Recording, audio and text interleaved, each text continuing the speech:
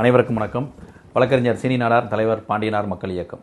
இந்த பதிவு இருக்குன்னு பார்த்தீங்கன்னா, கடந்த 27ஆம் தேதி திருவள்ளுவர் மாவட்டம் திருத்தணியில் ட்ரெயினில் போகக்கூடிய ஒரு வடமாநில இளைஞரை ஒரு 4 சிறுவர்கள் அவங்க சேர்ந்து தாக்குற மாதிரி ஒரு வீடியோ 2-3 நாளாக வைரலாக இருக்குது. அவர் இப்போது கவலைக்கிடமாக மருத்துவமனையில் அனுமதிக்கப்பட்டிருக்கார். இந்த விஷயத்தை பற்றி தான் பேச போகிறோம்.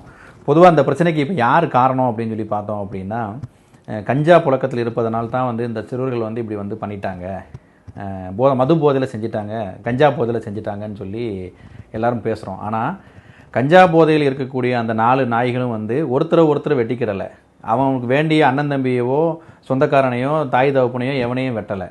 அப்போது அந்த போதையில் இருந்தால் எல்லாரையுமே ஒரு பார்த்து பாகுபாடோட யாருன்னு தெரிஞ்சுக்கிற அளவுக்கு தான் போதையில் இருக்கிறானுங்க. இது என்னென்னா ஒரு ரீல்ஸ் மோகத்தில் பண்ணுற விஷயமே என்னென்னா, யாருக்குமே நம்ம பண்ணுறதுனால ஒரு பயத்தை கொடுக்கணும். அதே நேரத்தில் இவங்களுக்கு முழுமையாக விவரம் தெரியும். சிறார் குற்றவாளின்னா இவங்களுக்கு என்ன நடக்குங்கிறது எல்லாமே தெரிஞ்சு அதன் மூலம் பண்ணால் என்ன நடக்குங்கிறத தெரிஞ்சு ஒரு ட்ரெண்டிங் ஆகணும், பெரிய ரவுடிசம் மாதிரி க்ரியேட் பண்ணணுங்கிற ஒரு நோக்கத்தில் தான் தொடர்ந்து அந்த பையன் பண்ணிகிட்டே இருந்திருக்கிறான்.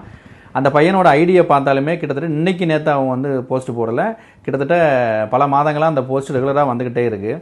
இப்போ முதல் குற்றவாளியாக நம்ம இதில் யாரை சொல்லணும்னா தமிழக காவல்துறையை தான் சொல்லணும். ஏன் இந்த தமிழக காவல்துறை இப்போ திராவிட கட்சிகளோ இல்லை பிஜேபியை சார்ந்தவர்களோ யாரோ ஒருத்தர்கள் அரசாங்கத்தையோ திட்டங்களையோ குறை சொல்கிறாங்கன்னா உடனடியாக அதை ஃபைன் பண்ணி அவங்க மேலே வழக்கு போட்டு அந்த இன்ஸ்டா ஐடியெல்லாம் ஃபாலோ பண்ணி பார்த்துக்கிட்டு கவனமாக கையாளுறீங்க.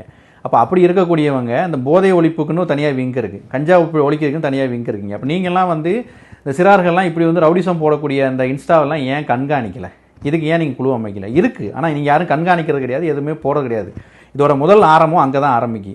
அடுத்தபடியாக ஒரு பையன் நார்த் இந்தியாவிலேருந்து இங்கே வந்தவன் ஒரு கூலி வேலைக்காக அங்கே உட்காந்துக்கிட்டு இருக்கான்.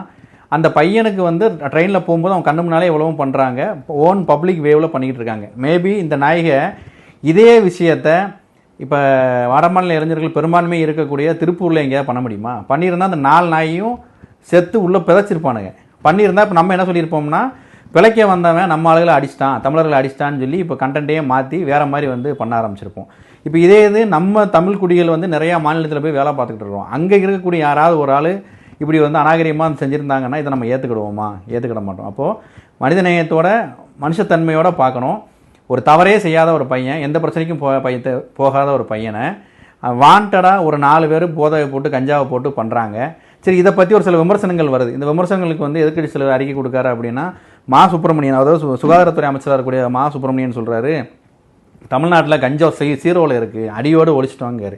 உண்மையிலே இவர் சுகாதாரத்துறை அமைச்சராக நம்முடைய தமிழ்நாட்டுக்கு தான் இருக்காரா? தூத்துக்குடி மாவட்டத்தில் உதாரணத்திற்கு இப்போ வடக்கு மாவட்டத்தில் இருக்கக்கூடிய கோவில்பட்டியில் பார்த்தீங்கன்னா ஒரு 1 கிலோ 100 கிராம் 2 நாளைக்கு முன்னால் பிடிச்சாங்க. ஒரு 1.5 மாதத்துக்கு முன்னால் 10 கிலோ பிடிச்சாங்க. தூத்துக்குடி மாவட்டத்துக்குள்ள நான் சொல்கிறது. இப்படி ஒவ்வொரு மாவட்டத்திலையுமே 10 கிலோ 15 கிலோன்னு சொல்லி வழக்கு பதிவு பண்ணிக்கிட்டே இருக்காங்க, கஞ்சாவை சீஸ் பண்ணிக்கிட்டே இருக்காங்க. ஆனால் ஒரு பெரும் பதவியில் இருக்கக்கூடிய சுகாதாரத்துறை அமைச்சர் சொல்கிறாருன்னா கஞ்சா சீரோவில் இருக்குது அப்படின்னா, அப்போ நீங்கள் எந்த மாதிரியான ஒரு நம்பிக்கையை மக்கள் மத்தியில் நீங்கள் கொடுக்குறீங்க? அப்போ நீங்கள் செஞ்ச தவறுகளை திருத்ததுக்கு உண்டான எண்ணத்திலையும் ஆளுகின்ற அரசு வரப்போகிறது இல்லை. நீங்கள் செஞ்ச தவறுகளை கண்டுபிடிச்சிட்டாங்கன்னா அது இல்லைன்னு சொல்லி டேட்டாவே எரேஸ் பண்ணிவிட்டு நீங்கள் யாருக்காக நீங்கள் ஆட்சி நடத்த போகிறீங்க சொல்லுங்கள்? ஒரு பாதுகாப்பு இல்லாத சூழ்நிலை, காட்டுக்குள்ளே போனால் ஒரு படிக்கிற பிள்ளை 10 மணிக்கு அங்கேயே போச்சு அப்படிலாம் நீங்கள் கேட்டால் ரைட்டு. இது பொது தடத்தில் ஒரு வேலைக்கு போகிற பையன் ஒரு காமன் ட்ரெயினில் போகிறான், அவனுக்கே இந்த ஒரு இன்சிடென்ட்னா அப்போ யாரும் மக்கள் பக்கத்தில் இருக்கிறவன் என்ன மனநிலைமையில் இருப்பானே தெரியாத அளவுக்கு தான் பயந்துக்கிட்டே உயிரை கையில் பிடிச்சிட்டு போகணுமா அந்த தமிழ்நாட்டில்? அவ்வளோ ஒரு கேவலமான ஆட்சியை நடத்திக்கிட்டு இருக்கிறீங்க. இது பிடிச்சாச்சு. இப்போ ஜுவனல் போர்டுக்கு அவனை அனுப்பியாச்சு, சின்ன பையன் சிறாரு அனுப்பியாச்சு. சரி, இவனை வெளியில் விடக்கூடிய அந்த மேஜிஸ்ட்ரேட்டுக்கு கூட தெரியலையா?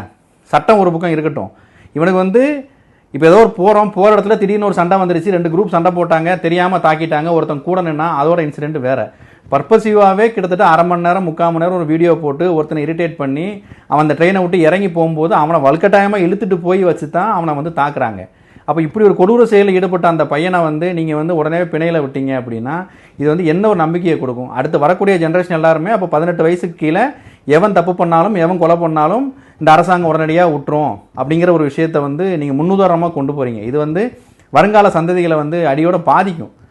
தயவு செஞ்சு இந்த மாதிரி விஷயங்களில் இல்லை ஒன்று பண்ணுங்கள். இந்த நாய்கள்லாம் உண்மையிலே மனநலம் பாதிக்கப்பட்டிருக்கா, நல்ல மன வளர்ச்சியோடு இருக்காங்களாங்கிறத ஒரு ஆய்வு பண்ணுங்கள். ஒரு மெடிக்கல் ரிப்போர்ட்டு போட்டு அப்படி இல்லைன்னா இவனை கொண்டு போய் காப்பாற்றத்தில் அடைங்க, மனநல காப்பாற்றத்தில் அடைங்க. அதை விட்டுட்டு இவனை கொண்டு போய் பேரண்ட்ஸ்ட்டை விட்டுட்டா அந்த பேரண்ட்ஸ் என்ன செய்வாங்க? வீட்டுக்கு அடங்காத நாய் தான் இப்படி அலைஞ்சிக்கிட்டு இருக்கும்.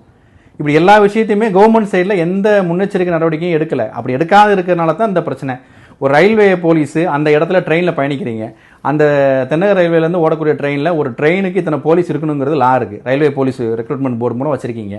அப்போ அந்த பணியில் இருக்கக்கூடிய அந்த காவல்துறையை சேர்ந்த போலீஸ், ரயில்வே போலீஸ் ஏன் அந்த இடத்துல இல்லை கேட்டால் அங்கங்கே 100 கால் பண்ணிடுங்க, 1048 கால் பண்ணிடுங்க, சைல்டு ஹெல்ப்லைன் கால் பண்ணிடுங்க, உமன் ஹெல்ப்லைன் கால் பண்ணிடுங்கன்னு சொல்லி விழிப்புணர்வு வாசகங்களை மட்டும் வச்சுட்டு அதுக்கு உண்டான தேவையான ஆளுகளை அப்பாயின்மெண்ட் பண்ணாமல் அந்த இடத்துல பணியில் ஆள் இல்லைன்னா இப்படி தான் தேவையில்லாத விஷயம் நடக்கும். குறிப்பாக இந்த விஷயத்துக்கு யாரெல்லாம் முழுக்க காரணம் அப்படின்னா அங்கே இருக்கக்கூடிய ரயில்வே போலீஸ் தான் முதல்ல ஏற்றுக்கணும். அது மட்டும் இல்லாமல் அந்த கஞ்சா புழக்கத்தில் வந்து விட்டக்கூடிய அரசாங்கமும் இது வந்து முழு பொறுப்பு இதை ஏற்றுக்கிடணும். இப்போ இன்றைக்கி ஒரு பையனை இந்த மாதிரி பண்ணிட்டீங்க, இது இன்றைக்கி கடந்து போயிடுச்சு, அவன் கவலை கடந்து கொண்டு போயிட்டீங்க, இனிமேல் நாளைக்கு இந்த நியூஸ் வருதோ வராதோ தெரியாது. இது வந்து அப்படியே மூடி மறைச்சிட்டு அடுத்த நம்ம விஷயத்துக்கு போயிடுவோம். இதே விஷயம் இன்றைக்கி ஓப்பனாக வெளியில் இந்த வீடியோ எடுக்க போய் இங்கே வெளியில் தெரிஞ்சிருக்கு. இது வெளியில் தெரியாமல் தமிழ்நாட்டில் ஒவ்வொரு பகுதியிலையும் கஞ்சாவை போட்டுட்டு தினந்தோறும் இரவு நேரங்களில் வந்து சின்ன பசங்கள் வந்து ஒவ்வொரு இடத்துலையும் குரூப்பாக கேங்காக இன்ஸ்டா போட்டு எல்லா இடத்துலையுமே வந்து இந்த மாதிரி தவறுகளை ஈடுபட்டுக்கிட்டு இருக்காங்க. இது எங்கேயும் வெளியில் தெரியுதில்லை. இதுக்கு ஃபுல்லாக வந்து உடனடியாக அரசாங்கம் வந்து முழு தலையிட்டு இந்த ரீல்ஸு இதெல்லாம் போடுறவங்களுக்கு வந்து தயவு செஞ்சு நீங்கள் ஒரு தனி சட்டம் ஏற்றணும். இப்போ ரீல்ஸ் போடுறவன் ஒரு எஜுகேஷன் சம்மந்தமாக போடுறாங்க, ஒரு டூரிசம் டிபார்ட்மெண்ட் டெவலப்புக்காக போடுறாங்க அப்படின்னா நீங்கள் சரிங்களாம். இவன் போடுறவன் ஒன்று ஆபாச வீடியோக்கள் போடுறாங்க, நீ இணையதளத்தை திறந்தாலே ஒன்று ஆபாச வீடியோ, அப்படி இல்லை அப்படின்னா வன்முறையை தூண்டக்கூடிய வாசகங்கள் வச்சு வீடியோ, இல்லைன்னா இந்த மாதிரி ஆயுதங்கள் வச்சு போடுறாங்க கஞ்சா போதையில். அப்போ இவங்களை ஃபுல்லாக கண்ட்ரோல் பண்ணுறதுக்கு அரசாங்கம் என்ன நடவடிக்கை எடுத்திருக்கு எப்படின்னு கேள்வி கேட்டால் அரசாங்கத்துக்கு எந்த பதிலும் கிடையாது. ஆனாலும் ஒரு அரசாங்கம் செஞ்ச ஒரு 10 திட்டங்களை வச்சு நாங்கள் இதெல்லாம் செஞ்சிட்டோம், மாணவர்கள் முன்னேறி போகிறாங்கன்னு நீங்கள் காமிச்சிட்டு இருக்கீங்க. முன்னேறி போகக்கூடிய 100 மாணவர் போகிறான்னா பின்னால் 1000 பேர் சீரழிஞ்சிக்கிட்டு இருக்கிறான்.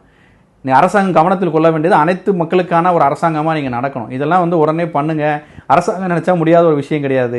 எவ்வளோ கமிட்டிஸ் இருக்குது, எவ்வளோ சமூக ஆர்வலர்கள் இருக்காங்க, இதெல்லாம் கேட்டால் உடனே பண்ணுவாங்க. ஆனால் இந்த கஞ்சாவுக்கு வந்து இப்போ சமீபத்தில் பேப்பரில் போட்டிருந்தாங்க, ஒரு 3 பேர் ஒவ்வொரு டிஸ்ட்ரிக்ட் சேர்ந்தவங்க தனித்தனியாக தகவல் கொடுத்தவங்க ஃபுல்லாக வந்து தொடர்ந்து வந்து அந்த குரூப்பே வந்து தாக்குனதாக வந்து செய்திகள் வந்துக்கிட்டு இருக்கு. அப்போ நடமாட்டம் இருக்குன்னு தகவல் ஒருத்தன் சொல்கிறான், கஞ்சா பழக்கம் இருக்குன்னு சொல்கிறான்னா அவனுக்கு பாதுகாப்பு கொடுக்கறதுக்கே காவல்துறைக்கு முடியல, துப்பு இல்லை. அப்போ இப்படியான ஒரு சூழ்நிலையில் மக்கள் வந்து எப்படி வந்து வெளிப்படைத்தன்மையாக அவங்ககிட்ட வந்து க்ளோஸாக இருப்பாங்க? இப்படி செய்யக்கூடிய அத்தனை விஷயங்களையுமே வந்து முழு தவறும் வந்து ரயில்வே போலீஸாக இருக்கட்டும், அரசு அலுவலர்களாகட்டும், காவல்துறையாக இருக்கட்டும், அதேமாரி அவனை பிணையில் விட்ட மேஜிஸ்ட்ரேட்லேருந்து எல்லாருமே இதுக்கு முழு பொறுப்பே இருக்கணும். ஏதோ ஒரு அறிவில்லாத மன வளர்ச்சி குன்றி இருக்கிற பையன் மாதிரி தான் இருக்கான் அந்த பையன்லாம் பார்த்தா 4 பேரையும். இவனில் கொண்டு போய் உட்கார வச்சுக்கிட்டு நான் 2 வருஷம் 1 வருஷத்தில் கேஸை முடிச்சு விட்டுட்டு எவிடன்ஸ் இல்லை அது இல்லை இது இல்லைன்னு சொல்லிட்டு வெளியில் விட்டு போயிடுவீங்க நீங்கள். இப்படி போச்சுன்னா அந்த பாதிக்கப்பட்ட பையனுக்கு என்ன பதில் சொல்ல முடியும் நம்மளால்? சொல்லுங்கள். அப்போ இந்த நாய் வெளியில் வந்து இதே தான் அடுத்து பண்ணும். இவனுக்கு கீழே இவன் மட்டும் இருக்க மாட்டான். இந்த நாயை மாதிரியே கிட்டத்தட்ட வந்து ஒரு 10 பேர் குரூப்பாக ஒவ்வொரு ஊர்லேயும் கேங் இருக்குது, சின்ன கேங் இருப்பானுங்க. இவனுங்களாம் என்ன பண்ணுவானுங்கன்னா, அப்போ வெளியில் வந்துட்டான், அப்போ இவ்வளோ தான் நடக்கும், சிறாரில் போவாங்க, அங்கே போய் உட்காந்துட்டு நமக்கு வந்து கவுன்சிலிங் கொடுப்பாங்க, சில விஷயம் பண்ணும். இப்படித்தானே அவனோட நடைமுறை வாழ்க்கையை கொண்டு போகிறீங்க. தயவு செஞ்சு இவனுக்கெல்லாம் தனி சட்டங்கள் கொண்டு வாங்க. இனிமேல் மக்கள் யாரும் பாதிக்கப்படாத அளவுக்கு சில விஷயம் பண்ணுங்கள். அரசாங்கம் தயவு செஞ்சு தாங்கள் செய்யக்கூடிய தவறுகளை திருத்துவதற்கு முனைப்போட வாங்க. மக்கள் உங்களை ஏற்றுக்கிடுவாங்க. அதை விட்டுட்டு கஞ்சா புழக்கமே இல்லைன்னு சொல்கிறதெல்லாம் வந்து ஏற்றுக்கிடவே முடியாது. அப்போ போலீஸுக்கு பிடிக்கக்கூடிய கஞ்சாலாம் இப்போ அவங்களே வெளியில் சேல்ஸ் பண்ணிடுறாங்களா? யாருக்கும் வந்து கவர்மெண்ட்டுக்கு மேஜிஸ்ட்ரேட்டை ப்ரொடியூஸ் பண்ணி ரிப்போர்ட் கொடுத்து நீங்களும் பார்க்குறது இல்லையா? அப்போ என்ன நடக்குனே தெரியலையா?